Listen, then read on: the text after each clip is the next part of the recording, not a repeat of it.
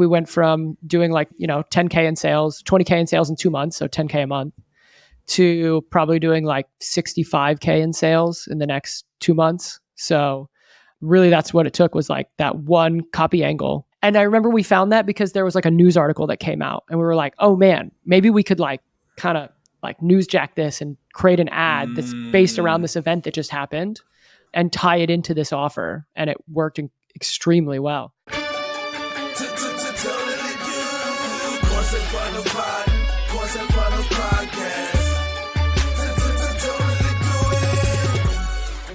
Yo, what's up, guys? Welcome back to the podcast. I'm here with Brice from Major Impact Media. He has a ton of experience selling high-ticket products, courses, running paid ads, absolutely destroying and scaling in the online space. So, Brice, really excited to have you on, man. Yeah, thanks for having me, man. All good. Well, before we jump into like anything tactical, I do want to go deep. Maybe, give us a rundown a little bit of your story, what you've been doing, what you're doing right now, all that stuff. Yeah, for sure. So I got started online back in like 2012, 2013. Like back then we were ranking local websites. That's kind of how I got started working with local businesses. Over a couple of years, I ended up finding digital creators, people selling courses and all of that stuff. So really got into that. And that's really where I've spent most of my time the last like 7-8 years, is working with people selling courses, and that's evolved really into like high ticket programs. So I'd say most of the people we're working with these days are selling high ticket. And so, have been really focused on all those things. I ran an ad agency for years where like we just got clients and we helped them sell online courses through paid ads. And then over the last year or so, I've kind of moved into like, now we're just doing more like a few partnership deals where we're partnering with people who have expertise and kind of bringing in the team to set up the marketing. So done a lot of things in different ways in this space. It's a super cool space. I love being in it. So it's exciting. Yeah, man. And right now, kind of obviously share whatever you can, but with these partnerships, what kind of like niches, what kind of like price points, are crushing it for you at the moment? Yeah, I mean, I always just like working with people. It's like make money offers, So whether it's like business improvement, make money online, biz op, whatever it is, I've always just really gravitated towards like helping people make more money because it's something that I'm really interested in. And then I would say most of the people that we're selling products for are either selling anywhere from like $3,000 to $7,000 offers on the back end. We've got one 10K offer that we're selling on the back end. So we've got a few different ways that we get people into those offers, but usually the high ticket stuff's anywhere from like 3 to 10K. Love it, man. Well, let's dive in. We have similar kind of like price points where a lot of our funnels and clients are in that kind of 3 to 7K range. What kind of funnel structures are you using? Kind of what does a process look like from, paid ad to, customer? For sure. So there's really 2 funnels that we run. Like it really breaks down to one or the other. So the first one is just like a VSL to phone call. So really simple. It's like 3 pages. We run a video sales letter. So send people to a landing page, they opt in, we show them a VSL, video sales letter, and then we capture their email and we follow up with them until we get them on a call. And so that funnel is probably like the simplest one we've started with. It works extremely well. And we've able to we've done millions of dollars in sales using simple VSL funnels. So that's probably the main one. And then the one that we've been doing a lot more of this year that we're really trying to crack is like the low ticket offer ascension model, where we're selling someone some type of low ticket product somewhere between like $27 to $47, trying to get someone in on like that low ticket item, make it easy to say yes, and then ascending them into the high ticket model, which is really cool and really sexy when you get it to work. But I find that it's a lot more challenging to get those types of funnels to convert. And so between everything we're doing, it all falls into one of those 2 funnels. If not, we've got one project where we're just running both, Cool. So let me just dive in to the first funnel where it's like a VSL to a call. Are you going ad like opt-in page where people do name and email and then the VSL and then you call them based on that, but they also can book a call based on that VSL? Is that right? Yes. So we have them opt in, we get their information, and then we follow up with them through SMS and email once they opt in. And then our biggest goal is to like get them to consume that video sales letter. So whatever that video is that we have, we just keep trying to get people to go back to that. And then from there, right on that page, they can go and book a call with us. Love it. Okay, cool. Well, I want to dive into like the end sales process and how to close this, but let's maybe take a step back. if someone is thinking of, like a make money online offer, whether it's helping a business grow, whether it's helping someone, start a business and make extra income, in terms of the process, if someone has a skill or an idea or an experience, before we start the funnel, before we start kind of any ads, in terms of like offer creation, positioning, all that stuff, what's the very first thing you do if you were to launch, like a high ticket product and funnel from scratch? Yeah. So, I mean, I really think the biggest thing is figuring out dialing in the offer and like what is the dream outcome that we're going to sell to the right person. Because that in itself right there sounds really simple, but like nailing down those two things really tells you a lot about how an offer is going to go and how you're going to be able to like position it correctly. So just an example, right? Like we've had offers that are around helping people start like accounting firms, and helping people get into like accounting and tax practices. It's a cool little niche. But like how you position exactly what you're selling and also who you're positioning that to, depending on the 5 or 6 different people who could be really interested in that offer, will really make a difference on like everything that happens after that point. And so that's one of the things that we kind of have ended up playing with, and also trying to figure out how to test really quickly just by like running some simple ads and landing pages to testing like different avatars with different ads to figure out what's going to work. Yeah. And on that, like, I guess, target market, almost like decision making, could you give some examples of maybe, topic ideas like the accounting law firm or starting XYZ business, and maybe, an example of how you niched it down or why you niched it down to that kind of audience message fit? Because I feel like, when people come to us and when I work on stuff, this is almost like, the 80-20, where if you crack this and you do it right, everything else kind of happens a lot easier. But getting this right is so important. So I'm curious kind of how you think about which audience to go after, the message, and also, 1 or 2 examples of that, when you cracked it, Yeah, for sure. So I think a big part of that is you have to rely on like the person's expertise that you're working with and like their knowledge of a market. Because if you're, you and me, we're marketers. So we like come into it doing a bunch of research and try to figure out what we think could be the best thing. But we're not always sure if we're right, like we're making assumptions, and, before going to market, you might not know anything about it. So relying on that person's expertise to figure out who we need to be talking to is definitely a really big one there. And then also doing some little tests, because you can also figure out really well, like, once you start having phone calls with people or you're talking with people in DMs and all of that stuff, like you quickly learn a lot about who these people are and what's going on with them and all of that stuff. So like definitely, not trying to figure all of this out in like a brainstorming session, but figuring out how you can kind of like quickly test these things and get some feedback from the market is really valuable. But one example would be like, again, going back to this like accounting firm offer, we had like 3 or 4 different avatars that we kind of defined as like people who could be really good fits for this. The most common one would be like an accountant, someone who has an accounting degree and has done some accounting. And a kind of one level higher than that would be like a CPA, so like a certified public accountant who has who's actually like certified by the state to do this. Another one would be bookkeepers. Bookkeepers are like a really good fit for this type of offer as well. They fit the profile of someone that could deliver these services and would want to start this kind of business.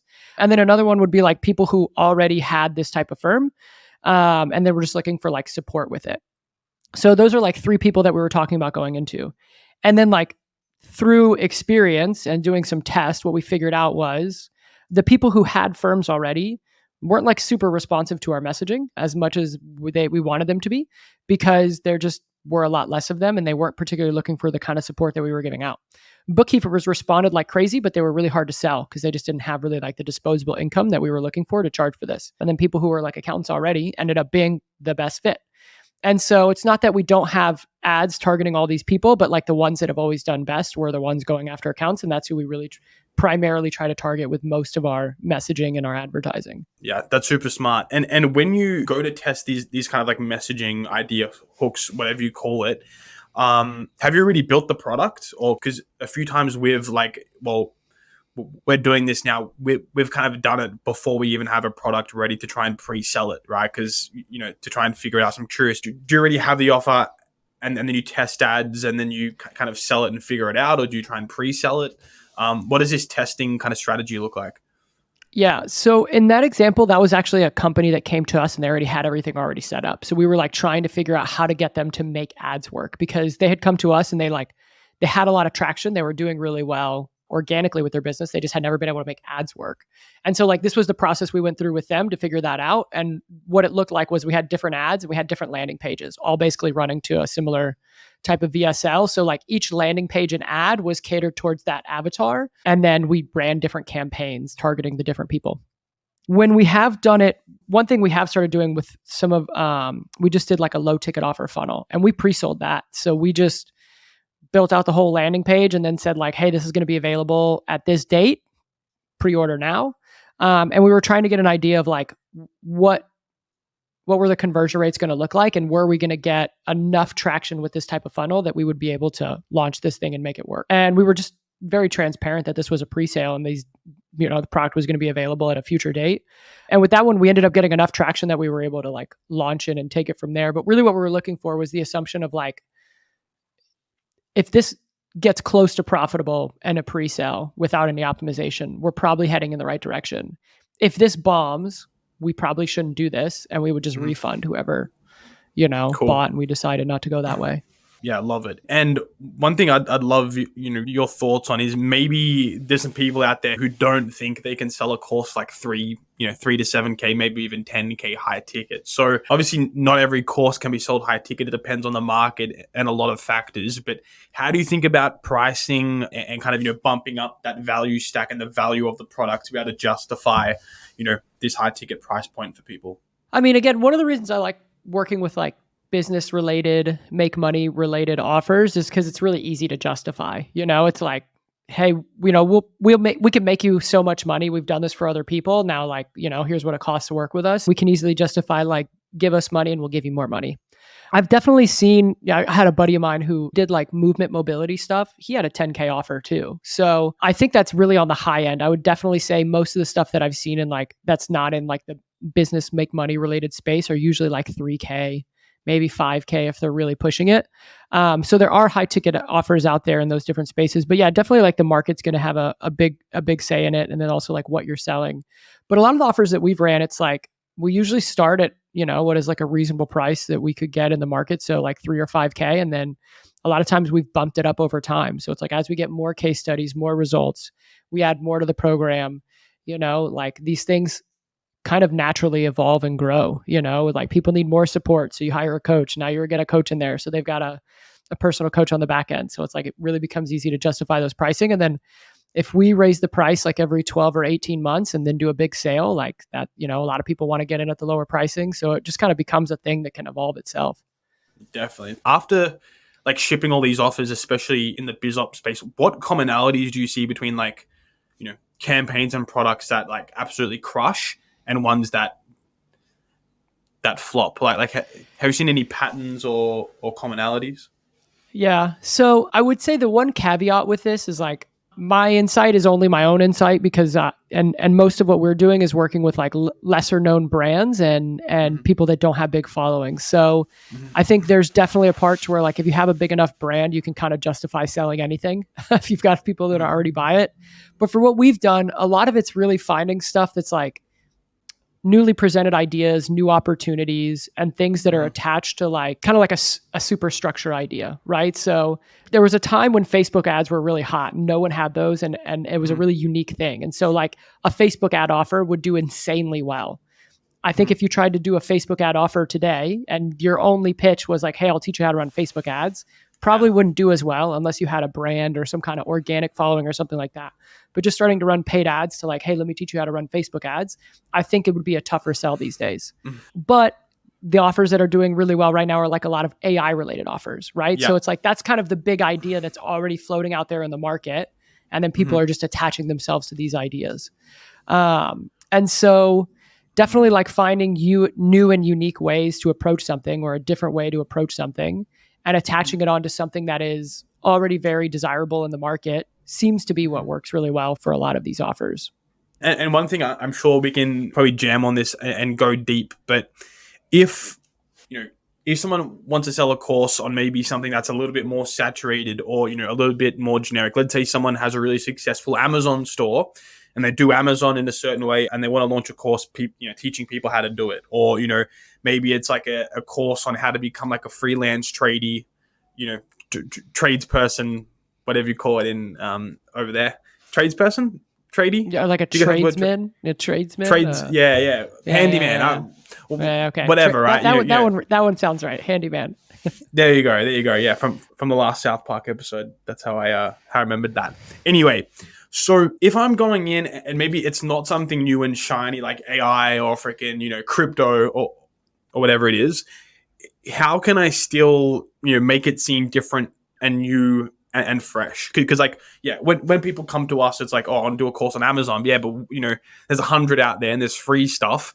How can we kind of make this new and sexy? What's different in the market? What's different about you? So I'm curious kind of how you think about differentiating yourself and creating that big idea. If it's saturated, we don't really do anything differently. Yeah, I think that's a tough one. When I first got into marketing, I used to find that like a really frustrating question because people were like, well, what's different about this? And you're like, it's not really different, but it's good, but I've learned through experience, people don't really care about that, they do want something new and exciting. So, I mean, I definitely think digging around and looking at like doing research on what else is out there and trying to really figure out how you can differentiate yours is really important. I can't tell you how many business owners I've worked with who like will survey their audience and be like, hey, what would you want to see in order to buy this course? And they'll give us a list of things.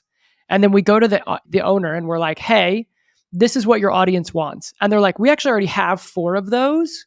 And I'm like, it's not on your sales page anywhere. You don't talk about it. It's not on your sales script. It's just like little bonuses and things inside the course that someone would find once they got in there, but it's not really talked about. So a lot of times there are like new and unique things you can kind of figure out if you can talk to people, do some research and stuff like that. So that's been one way to figure, like for us to kind of dig around for it. Another thing that I think is really interesting, and I can't say like we've done this, but I've seen other people do, and I think it's really smart, is like, can you find little like sub niches of your audience that people could attract to like on an identity basis? So for example, I have seen a couple of offers do really well that are like like for dads, so it's like this kind of offer that you've seen for a while. Yeah. But this one is specifically for fathers who want to make a living, like working from home so they can provide more to their kids. So they're already like tapping into this community aspect of like, no, I'm a dad and I want to help other dads, Yeah, totally. I've seen a few like that as well, where it's like, business coaching for Christians or, for single. Yeah. Christian ones just do so well. I've seen so many of those lately where it's just like, I see those scaling. It's the same offer that everybody always has, but this one is for Christians, and it like that does really well. So we even have a guy, but randomly, that we're working with who has like a dating course, and pretty much all the people that he was attracting was like software developers and like coders. So he's almost like changed the messaging to kind of, to them. It's super smart. Yeah. And it's a really tough question. Like it's a hard thing to get right, and you're not necessarily going to get it right on the first try, but it is something that's extremely valuable. Because if there's one thing that I've seen just over and over again, and I almost, I found it frustrating at times where I'm like, man, people just want stuff that's like new and different. That's just how humans are, like even if you're like, no, this is that one thing that worked really well, but this one's better. They don't care. It's just not going to work, Yeah. It's just how people are. All right, sweet. So speaking of how people are on social media and they're seeing ads, and that's my terrible segue into talking about ads. Cause I know you're a beast on ads, man. Like Facebook, YouTube, and you've spent a ton over the years. When we have this funnel set up, and I want to go into the VSL in a second, but so there's an opt-in, there's a VSL, I'm selling a high ticket course. How do you launch ads? What ads are kind of working at the moment for you? How do you think about, ads? What channels? What are you doing? What's working? Yeah, I would definitely say like Facebook is still where we launch in the start, because I've just found that it's easiest to test on Facebook. Like if you think about it, Facebook is essentially like an image and some text, and YouTube scripts. YouTube ads are like videos. So you need someone to script a good ad, to be good on camera, to record stuff. If you have someone who is really good on camera and just cranks out YouTube videos, like that's amazing. But I have found that most people aren't like that. I don't know about your clients, but most people we work with don't love getting on camera every day. So what we found is like launching on Facebook works really well because we can test really quickly. And in the beginning, we start out with like image based ads, and we just want to test a bunch of different messages. So, like, test different Cool. angles, test different copy, figure out what's going to work. And then we'll test, different creatives as well, different images to see like what's going to create the best ad for us. And then that's how we can go off of finding cool. Based on that, what do we want to make a video around? Based on that, what do we want to turn into a reel? Based on, because ideally, what we'll have is like one winning message with, a short 1 minute reel. We'll have a, talking head video. We'll have an image. We'll have everything. We'll have everything around that one message. But the fastest way that we found to get there is like just test a bunch of messages on Facebook, because man, we'll go through a lot of ads to find a winner. Like, it's not uncommon to test dozens and dozens of ads before we find the one that's like, oh man, this one really works, And I think a lot of people don't appreciate like how much testing you have to do to find the ones that work, Yeah, totally. But there is that one ad where it's like, ad number 27 just hits different, the hooks there to make like everything, everything worth it. And you can run it for like 6 months, 12 months, For sure. Totally. We've got ads we've ran for like almost 2 years, and we make little changes. We changed the first sentence. We changed some of the, we kind of changed, but it's the same. It's the same ad we wrote 2 years ago. But it took us 3 months to find that ad. And then And when you're testing these, like, I'm gonna go deep on ads for a second. So when you're testing these ads, number one, are you optimizing for leads or are you optimizing for calls? And what does the actual test of the setup look like from an ad account perspective? So are you doing like headline, image, and body copy all in its own ad set for one angle, and you're testing 10 of them, or? Yeah. So what we'll do is we will test for the actual setup. Like, we'll try to change one variable per ad set. So we've got a testing campaign. We've got one or two of our best audiences in there. And then every time we create a duplicate, it's just like, cool, keep everything that was working, have like 3 ads, but just change the copy or just change the headline or just change the creative. So it's 3 ads each time, but we'll run 3 copy tests, all other things staying the same. That makes sense? So you have 3 ads in an ad set and the image is the same and the 3 different copy variations are the same in that ad set. Is that right? So if we want to do a copy test, we'll launch a new ad set. We'll put 3 copies in one ad, like 3 different copies with all other things the same. So the only thing that changed is the copy. That's a copy test for us. If we want to test the image, we'd create a duplicate of that. We'd have 3 ads. All things would stay the same. Copies the same, headlines the same, everything's the same. 3 different images. And so that's how we'll go through and test the different variables. Got it. And when you're launching, are you starting like a testing messaging through copy first, and then you figure out the best image, or kind of what are you launching with on kind of day one? Yeah, so on day one, depends on the budget we have, but usually if we're trying not to spend a ton of money on the budget, usually the first thing we do is just launch with 3 different ads. And then depending on what's working, it's like, okay, great. Now let's go create some image variations based on the copy that worked. And then now let's go create some variations based on that. And we just kind of evolve, like iterative testing, right? So based on everything that we're seeing working and the stats that we're seeing. So like, does our click-through rate suck? Is our click-through rate good? Do our conversions suck? Are our conversions good? That'll kind of tell us what direction we want to go, try and test the next thing. Yeah, cool. And do you have any examples of maybe campaigns that you remember where, you tested a ton of ads, won very, very clearly, and then you're able to scale it? Is it like a real life example of this playing out? Yeah, definitely. I mean, we had one client that we started working with that, usually it's the same story, right? It's like they can never get ads to work. They've tried everything else. Ads have never worked for them. But usually we find out that it's like no one ever created landing pages. No one really tested copy. No one really tested a bunch of images and creatives and all that stuff. Yeah. And so I think it was, we usually tell people like, hey, give us 90 days to make this work. Because it's, that's about what it takes for us to like really figure out if we're going to be able to make this work or not. And so, I'm usually really confident we'll like figure it out in 90 days, but I think we were coming up on 90 days and I was like, man, like we were getting some sales, but it wasn't anything super exciting. I think we'd probably spent at that point, like, $10,000 testing and had probably made in sales, like maybe $20,000, which is like nice, but nothing was like really scaling well. And then we just found one copy that just took off and we were able to, I think we went from doing like, 10K in sales, 20K in sales in 2 months. So 10K a month to probably doing like 65K in sales in the next 2 months. So really that's what it took, was like that one copy angle. And I remember we found that because there was like a news article that came out and we were like, oh man, maybe we could like kind of like newsjack this and create an ad that's based around Mm, this event that just happened and tie it into this offer. And it worked extremely well. What was the ad for? I don't remember off the top of my head, but yeah, we just found an article that went off and that was it.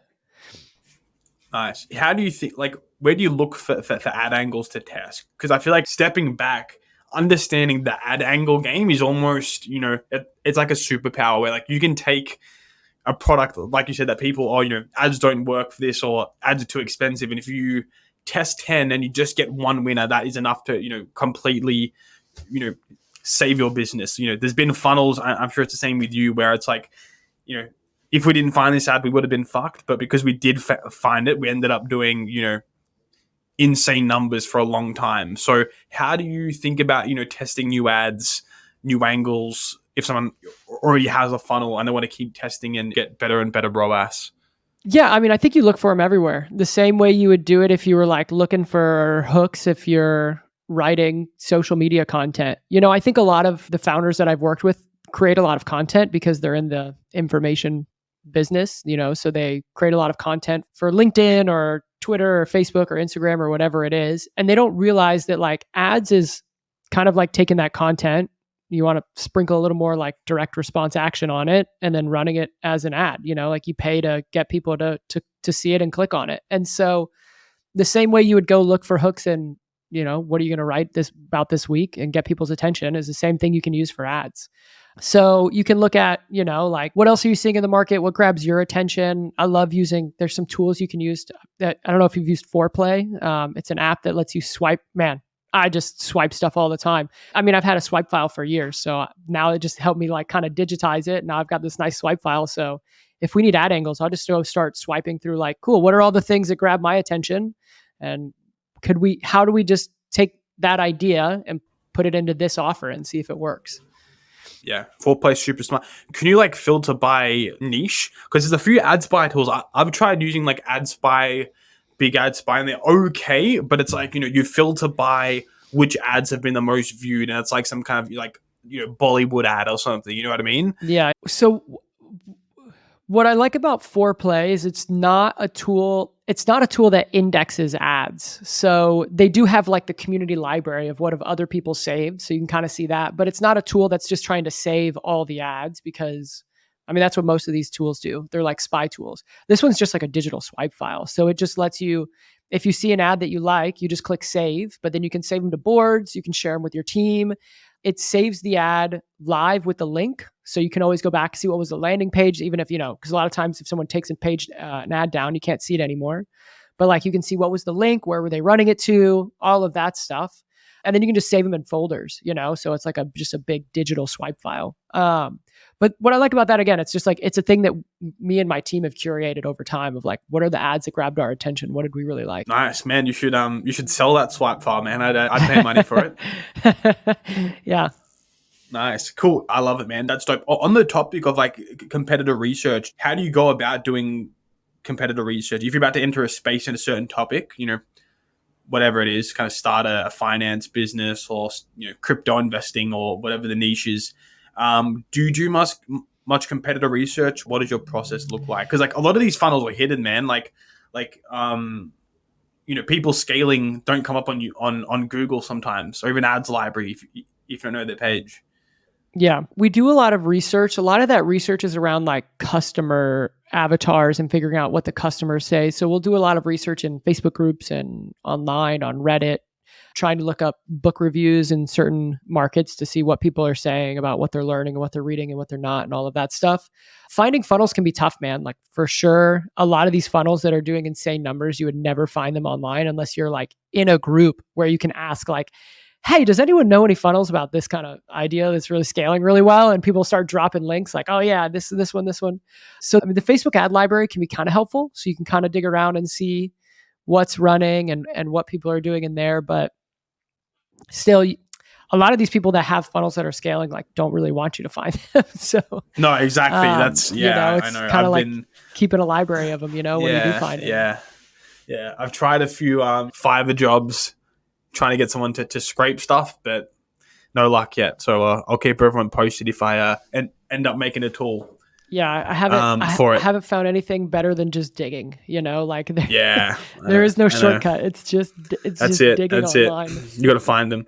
Yeah. So okay, quick one. Going back to ads. So when you run ads to book calls, are you optimizing for a lead on the opt-in or a call in the second page? Sorry, I'm not sure if you answered that. The best like framework I've ever found is like optimize for exactly what you want, as long as Facebook has enough data to give it to you. So usually what that ends up meaning is, excuse me, we'll optimize for leads in the very beginning because we're just not getting any booked calls, so it doesn't know who's booking a call. But as soon as we can switch to book call, like we'll optimize for that, once we have enough data there. And if we could optimize for purchase, we would do that. But a lot of times we don't have enough purchase data to really be able to like optimize for purchase. So a lot of call funnels will end up optimizing for booked call, and then, low ticket funnels will optimize for purchase. Cool. Yeah, and when it comes to VSLs, man, like I'm curious how you write VSLs. What are the best VSLs working for you right now, and how do you think about crafting a VSL from scratch? Yeah, I think that's tough. There's a lot of different ways to do it, and there's a lot of different approaches to it. So I would say that kind of the sweet spot that we have found that seems to be working right now is we want it to be like more direct than an educational webinar, and not so direct that we don't educate at all. So there's kind of like the Cole Gordon model out there that's just like, tell them your offer in 4 minutes, make a huge promise, guarantee the results, and then get them on the phone. I have found that those usually don't work. I mean, not to say everything works. They definitely work because people work them really well, but like then you're really basing it on this like huge guarantee, and that doesn't work for everybody, and you get a lot of people who are showing up on the phone who are like not educated. They don't know who you are. They don't know what your offer is.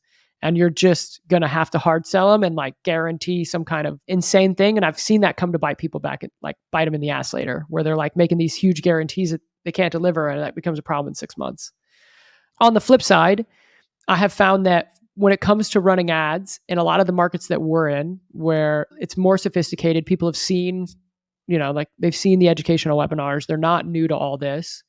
Doing like a 90-minute educational webinar is also, people don't stick. They don't stay to the end. You just need to, and again, that works too. If you're really good at that, that can definitely work. I don't want to say any things don't work, but what we found is like a lot of the videos that work best for us are like 18 to 22 minutes long. There's an offer in the beginning. It is educating them about a new plan, a new way to do things, like a new opportunity. And it's making them the offer, halfway through, where we're still talking about the plan, but we're like, hey, we want to sell you on the plan. And if you want a shortcut implementing this plan, we'll show you how. Get on the phone with us. Cool.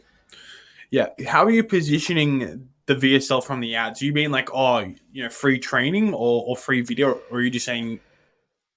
Yeah, we've tested both. A lot of times what seems to work best is we're like, again, we're pitching them on the plan. So it's like, hey, we have a free video that's going to show you all about this new plan.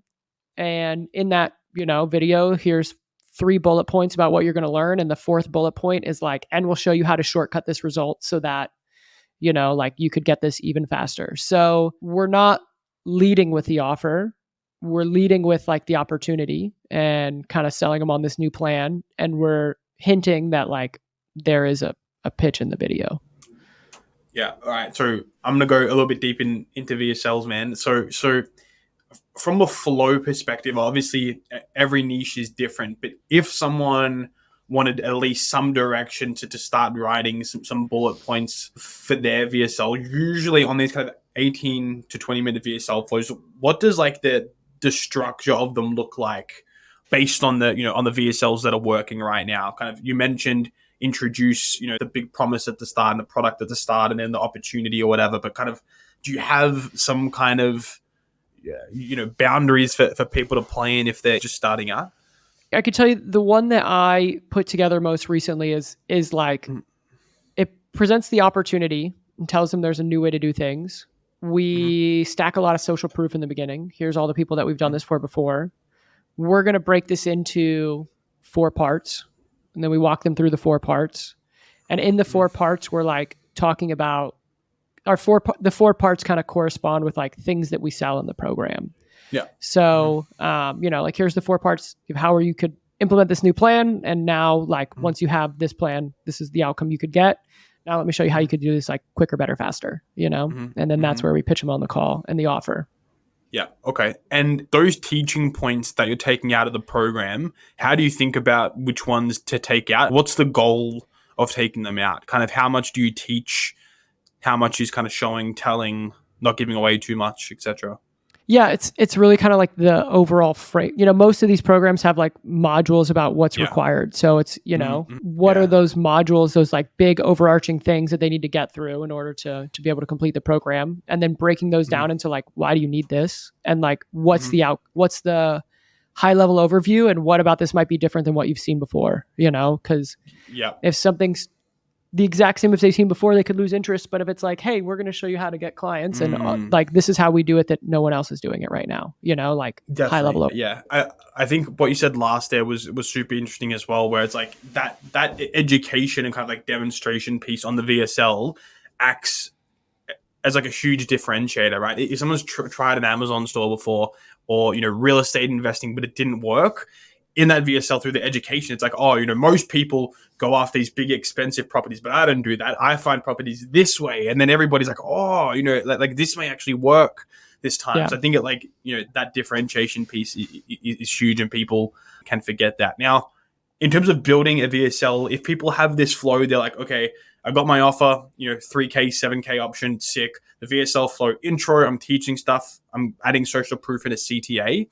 How are you actually producing these VSLs? Like, are you doing slideshows? Are they kind of HD with editors? How do you recommend people ship these?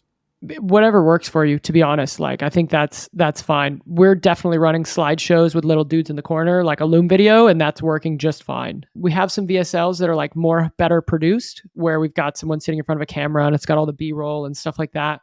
I think the messaging is the most important thing. And then you can kind of like improve and upgrade from there, because there's definitely some value in like keeping people's attention with like some higher production stuff. But as long as like the messaging is there, whatever works for you. One of the things I like to do is I've done VSLs where we actually just record the audio so that the audio is like really crisp and clean and energetic. And then we get a VA to put the slides on after. So that way you really focus on like your delivery of the and yeah, well, you're not messing around with the slides.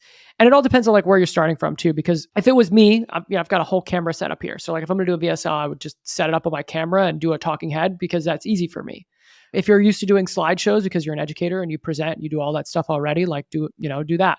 And if you're just getting started, you have no idea, and all you have is a script and you can just record it and you can focus on doing the recording, it's easy to get a VA to come on and like turn that audio into slides and put that on top of it so that you can just focus on that. So I do think presentation matters a lot with these things, for sure. Like if you're just like monotone, sounding really bored, or you don't really know how to like put some energy into a VSL, it's hard to keep people's attention. So whatever you can do that helps you focus on like getting it out the door and testing it, but two, making sure that like you feel confident in the delivery of what you've got, then I think that's a good place to do it.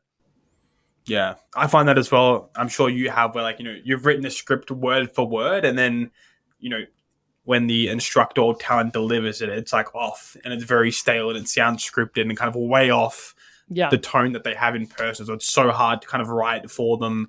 And obviously it takes practice and training, but delivery is super important.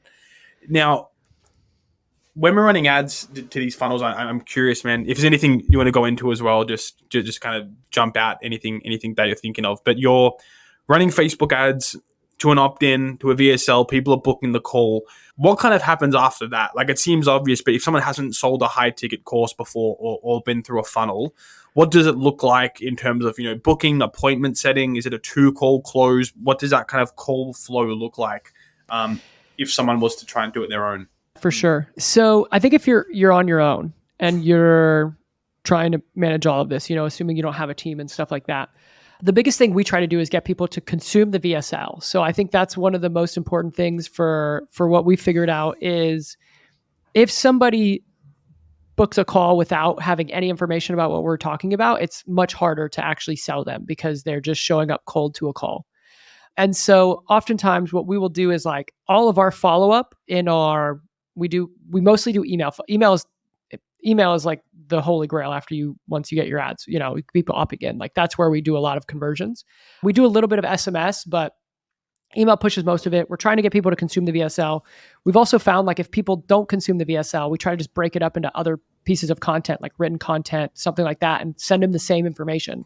So again, we're just getting like, that's our sales message, and our focus is getting them to consume that, and then get them to book a call with us. And so once someone actually books a call with us, we have them fill out an application, and then we will reach out to them once they fill out the application to confirm that we've got their appointment, ask them some questions, make sure they're qualified, anything like that. And then usually the call is a one call close.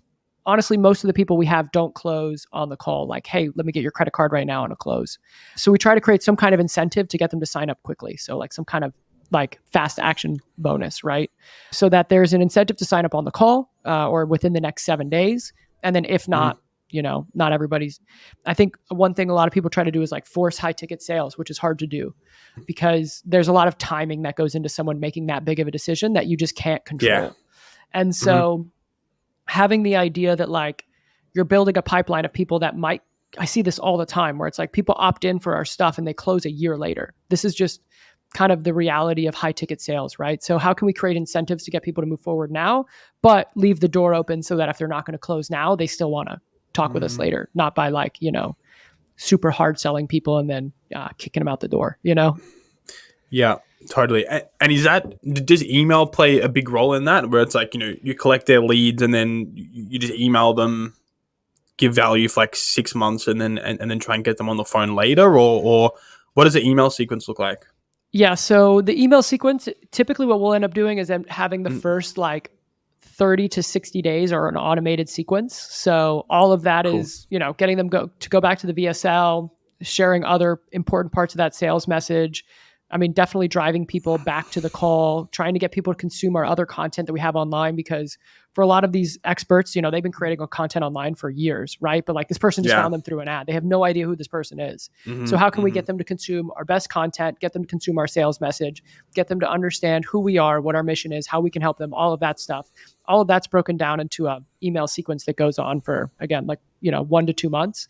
After that, if they still haven't booked a call, then they just end up going on like a newsletter list where we're just sending emails, 2 to 3 times a week. And those are same thing, right? We're just like adding value, sharing stories, sharing student successes, and driving people to book a call when the time is right. Or if we have other products, if we have like lower ticket products, mid ticket products, we can sell those and then send people into the high ticket. So lots of options with email. But I will say, like, for sure, we had clients, when we originally started doing this, where we just ran ads, and we kind of, we expected someone else to be doing that part of it. And then once we took the email over, that's where we really had like a lot of leverage, because especially with high ticket, like so many of these people will be on your list for months, years before they'll move forward. And email is hands down the best channel to stay in touch with them. Interesting. Yeah. Love it. Totally. Okay, cool, man. Well, that was amazing. I feel like we just got an awesome like snapshot of how these funnels are crushing for you. I'm curious, do you have any, crazy stories about specific funnels or products that you used using these methods that, blew up, had amazing results or have amazing results now? Like, I'm keen to hear some of those stories if you have any. Man, I mean, I think, I've seen enough of these like change over time that like offers tend to have a life cycle, that is what I've seen. It's like, you usually can't run the same offer for forever and without having some kind of change or something like that. But I think the most we've ever done was like 1.5 million from one of these funnels that was probably the biggest one we've ever done with this type of funnel for sure. Yeah. It's so beautiful. And, unlike e-commerce, a lot of that product's automated. Most of it's automated. You know what I mean? So the margins on that are good. Yeah. I mean, definitely with a lot of these programs too, like once you start hiring coaches and all of that stuff, you're definitely not running on 90% margins. But a lot of times your biggest costs are, like your ad spend and your team, and that's it. So I did e-commerce. I sold physical products when I was like 18. And I remember waking up in the morning, packing up stuff into boxes, sending it out, dealing with inventory, all of that stuff. And then once I figured out digital products, I was like, oh, this is cool. Like the fulfillment's all online. It's automated. It's Kajabi and Zapier. And I just never looked back since. And it's changing lives as well. You know what I mean? It's not a, like a face scrub or something. Yeah. you know, no hate against face scrubs, but yeah, man, you've been super generous with your time. I'm curious, kind of, what the plan is for you over the next 12 months, next 24 months. What's the plan? What are you working on? What are you excited about? Yeah, for sure. So yeah, mostly working on like we've got a couple of offers that we're either partnering on or launching, however it is that we've set up these deals. Cool. So that's really my main focus right now Mhm. is trying to just figure out how we can have a few of these offers that run really well. Um, in the meantime, like, I think you found me on YouTube. Like I have a YouTube channel and an email list. So I try to share a lot about what we're doing and give as much value as I can to the other people who are in Cool. our space trying to do the same thing. But yeah, my big main focus right now is like, I want to hit some 7-figure offers when we launch with these experts. Yeah, man. Well, when you launch and when they're hitting 7 figures, we'll have to do a round two. Share all. Nice, man. Well, I guess before we jump off, is there any final piece of wisdom or words of advice you'd give people who want to launch digital products, who want to make income, selling their knowledge right now? I said this earlier. Most people don't realize, like, they think the amount of work and the amount of testing that goes into getting these things working. So Mm-hmm. if you create something and you're an expert at something and you're like try to launch something and it doesn't work out the gate, like you are with the rest of us, like we launch offers all the time that don't go great right out the gate. And so there is a lot of testing. There is a lot of trying to figure out, how do you take what you have and position it in a way that the market's responsive to it. And ultimately the market gets to decide like if they want to buy it or not. So definitely stick with it, like be willing to go through those getting punched in the face a few times because that's what it takes. And if there was some advice that I wish I had taken sooner that I try to do now is like, while you're going through all of that, build up a brand around yourself or what you have to offer, your business, whatever that is, because it takes a long time, but like having an organic following and an email list is super valuable because it just makes everything easier as far as like testing ideas, getting cash flow, getting offers in the door. So if you're starting from scratch, like getting started with paid ads is the fastest way to start getting sales, but you don't want to be 100% dependent on paid ads at all. So it's a lot of time and work to just like build up an organic following. But if you don't have one, it's really valuable to have that going. So yeah, that would be it. Like be willing to invest the time and get punched in the face a bunch and, you can make it work. Nice, that's it. And then about how hard you hit, it's about how hard you can get punched in the face and keep moving forward when it comes to selling, digital products online. Man, I love it. Crazy wisdom there, so much experience. I got so much from this personally. I know the listeners did as well, man. So I really, really appreciate your time. Appreciate you coming on. Where can people find you? Where's your YouTube channel? Where's your email list? How do people get in touch and learn more? For sure. Yeah. So if you Google me or YouTube, Brice Gump, BriceGump, Brice Gump, YouTube channel pops up. That's probably like where I put out most of my content. And then we've got an email list. If you go to majorimpactmedia.com, you can opt into the email list and I'm just sharing what we're doing. Cool. And that's really the two big spots. Love it. So that's majorimpactmedia.com, just in case people missed it. Love it, man. Well, Brice, again, thanks so much for coming on, man. This was awesome. Appreciate your time. Let's do this again. Let's keep in touch, man. Keen to see how some of these funnels are going. For sure, man. Thanks. Love it. Cool, man. Sweet. And that's the pod.